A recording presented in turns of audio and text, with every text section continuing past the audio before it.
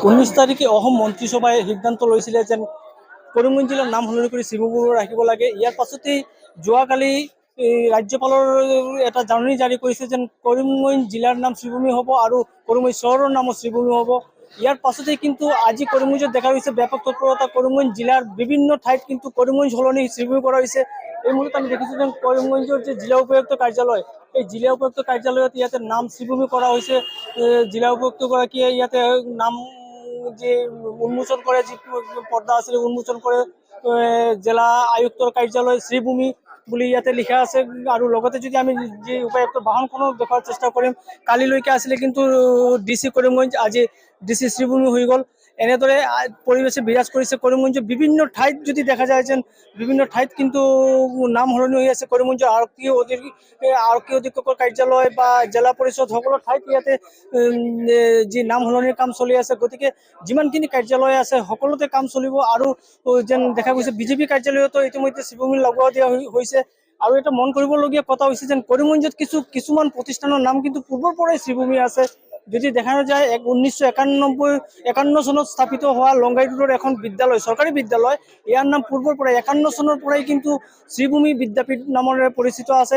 গতিকে এতিয়া যি চৰকাৰীভাৱে যি স্বীকৃতি পাইছে শ্ৰীভূমি নাম, এই শ্ৰীভূমি নামৰে এতিয়া চাৰিওফালে ইয়াতে যে নাম সলনিৰ কাম চলি আছে। বিধায়ক কমলাক্ষ দেৱপ্ৰকাশ আছে, তেওঁ আহি উপস্থিত হৈছিলে। আচলতে গুৱাহাটীৰ পৰা পোনপটীয়াকৈ এই নাম সলনি অনুষ্ঠানত উপস্থিত হৈছিলে। আমি তেওঁৰ সৈতে কথা পাতিবলৈ চেষ্টা কৰিম। তেওঁ বৰ্তমানে ব্যস্ত আছে যদিও কিন্তু যে দেখা গৈছে যেন এই নাম লৈ কিন্তু যথেষ্ট যে ৰাজ্যৰ মাজত উৎসাহ পৰিলক্ষিত হৈছে। আৰু কিন্তু সময় লোৱা নাই, অতি কম সময়ৰ ভিতৰতে আমি যদি অলপ ইয়াতে দেখুৱাবলৈ চেষ্টা কৰিম, কৰিমগঞ্জৰ এডভোকেট বাৰ এছ'চিয়েশ্যন, ইয়াৰো কিন্তু নাম শ্ৰীভূমি কৰি দিয়া হৈছে। যদিও তেওঁলোকে এই মুহূৰ্তলৈকে চাইনবোৰ্ডখন পাৰ্মানেণ্টলি সলাব পৰা নাই, কিন্তু কৰিমগঞ্জৰ ঠাইত শ্ৰীভূমি লগাই দিছে।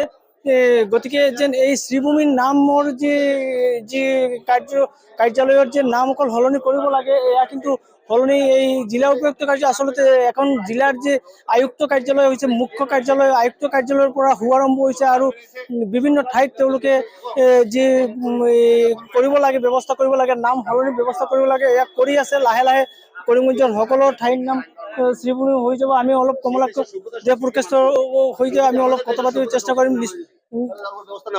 ধন্যবাদ। এটা ভাল দিন আজি এনেদৰে নাম সলনি হ'ল, কি ক'ব, কেনে লাগে? ভাল এটা পৰিৱেশ হৈছে, সুন্দৰ এটা বাতাবৰণ হৈছে।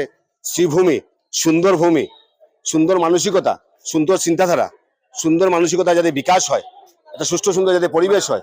আর নামটো সলনি হওয়ার লগে লগে এটা পজিটিভ এটা ভাইব্রেন্ট এটা আহিছে, মানুহৰ মাজে উৎসাহ উদ্দীপনা হৈছে। আৰ মানসিকভাৱে আপুনি যেতিয়া মানসিকভাৱে ঠিক থাকিব তেতিয়া ভাল কাম কৰিব পাৰিব। ভিতৰৰ পৰা যদি আপুনি ভাল নহয়, যদি বাহিৰত ভাল কাম কৰিব পাৰিব নেকি? সেইটো কাৰণে আমি প্ৰত্যেকক অনুৰোধ কৰিম, আহক আইকেনে এটা সুস্থ সুন্দৰ পৰিবেশ কৰক। আৰু যেটো শুনিব পাইছো আপুনি আজি কামাখ্যা ভূমিৰ পৰা পোনপটীয়াকৈ আহি শ্ৰীভূমিত নামিছে, এই ফিলিংছটো কেনেকৈ, কি ক'ব? চক কামাখ্যা মাৰ দৰ্শন আৰ শ্ৰীভূমি কামাখ্যা মাৰ দৰ্শন। শ্ৰীভূমি কওঁতে সনাতনী সভ্যতা সংস্কৃতিৰ এটা হেৰিয়া পোৱা যায়। আৰু এইটো কাৰণে এই নামটো একপিনে সনাতনী সভ্যতা সংস্কৃতি, আনপিনে ৰবীন্দ্ৰনাথ ঠাকুৰে নামটো দি গৈছে।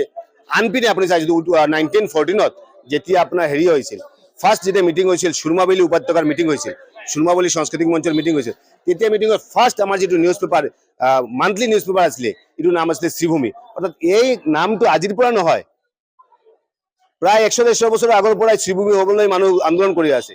একপিনে আপোনাৰ বিশ্ব হিন্দু পৰিষদ RSS যেনেকা দাবী উঠাইছিলে, আনপিনে কৰিমগঞ্জ ৰাজ্যৰ সাধাৰণ মানুহৰ ডিমাণ্ড আছিল, প্ৰত্যেকটা জাতি জনগোষ্ঠীৰ ডিমাণ্ড আছিল। সেইটো কাৰণে আজি যে এইটো এটা ভাল এটা পৰিৱেশ হৈছে, সুস্থ সুন্দৰ বাতাবৰণ হৈছে, মই মাননীয় মুখ্যমন্ত্ৰীলৈ মই কৃতজ্ঞতা, ধন্যবাদ, শুভেচ্ছা জ্ঞাপন কৰিছোঁ। হয়, নিশ্চয়কৈ বিতৰ্ক থাকিব পাৰে, কিন্তু বিতৰ্কৰ পাছতো কিন্তু অধিকাংশ ৰাইজে কিন্তু শ্ৰীভূমিলৈ বহু ইতিহাস দাঙি ধৰি আছে। কিয়নো চুমাও এটা সন্মিলন হৈছিলে, চুমা সন্মিলনতো সিদ্ধান্ত হৈছিলে, এয়া 1914 চনৰ কথা। 1919 চনতো কিন্তু ৰবীন্দ্ৰনাথ ঠাকুৰে কৈছিলে, কৰিমগঞ্জ ৰেল ষ্টেচনত নামি কৈছিলে শ্ৰীভূমি সুন্দৰ ভূমি বুলি কৈছিলে।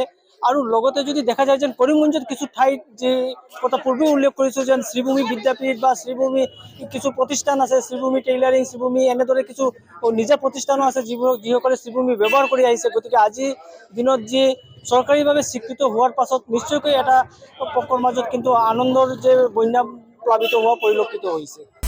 আপুনি বিচৰা বাতৰি পাব কেৱল নিউজ 18 এপত। নিউজ 18 এপ ডাউনলোড কৰিবলৈ স্ক্যান কৰক এই QR কোড। গুগল প্লে ষ্টৰতো পাব এই নিউজ 18 এপ।